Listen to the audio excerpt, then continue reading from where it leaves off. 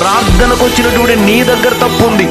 నీవు నీ హృదయాన్ని సరి చేసుకోకుండా పాపములో బ్రతుకుతూ, పాపములో జీవిస్తూ, వ్యభిచారపు ఆలోచనలతో నింపుతూ నీ జీవితాన్ని దేవునితో సరైనటువంటి సహవాసము లేకుండా నా కోసం ప్రార్థించండి. ఎన్ని సంవత్సరాలు ప్రార్థిస్తే నీ ప్రార్థన వినబడుతుంది? నువ్వు చచ్చేంత వరకు ప్రార్థించిన వినబడదు, దేవుడు వినడు. ఎందుకంటే దైవజనుడు బాగానే ప్రార్థిస్తున్నాడు, కానీ నీలో పాపం ఇంకా నీ హృదయాన్ని వదిలిపెట్టలేదు. నీవు సరి చేసుకోవటం లేదు. నీలో ఇంకా అసమాధాన పాపం ఉంది. ప్రాబ్లం దేవుళ్ళు లేదు, దైవజనులు లేదు, వాక్యం లేదు. ప్రాబ్లం నీలో ఉంది.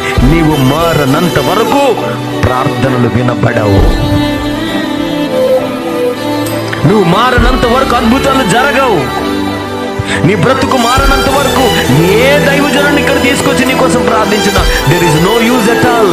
వై? బికాజ్ మారాల్సింది నీవు, మారాల్సింది నీ బ్రతుకు. నీ ఆలోచనలు మారాలి, నీ విధానం మారాలి, నీ హృదయం మారాలి, నీ యొక్క స్థితిగతులు మారాలి.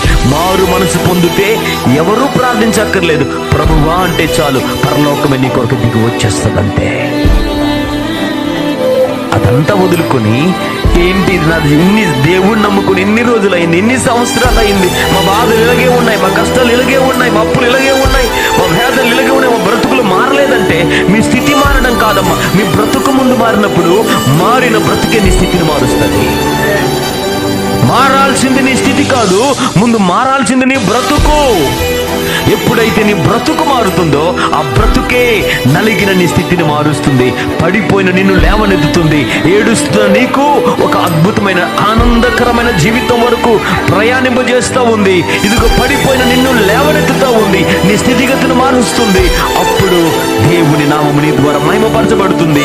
వెంటనే నేను ప్రార్థించిన, చిన్న పిల్లవాడు ప్రార్థించిన నీ కొరకు దేవుడు ఆమేన్ అంటాడు. దేవుడు జవాబిస్తాడు. కారణం నీలో ఉన్నటువంటి సమస్య తొలగింది. దేవుడు నీ జీవితంలోనికి వచ్చి పని చేయడం ప్రారంభించేశాడు.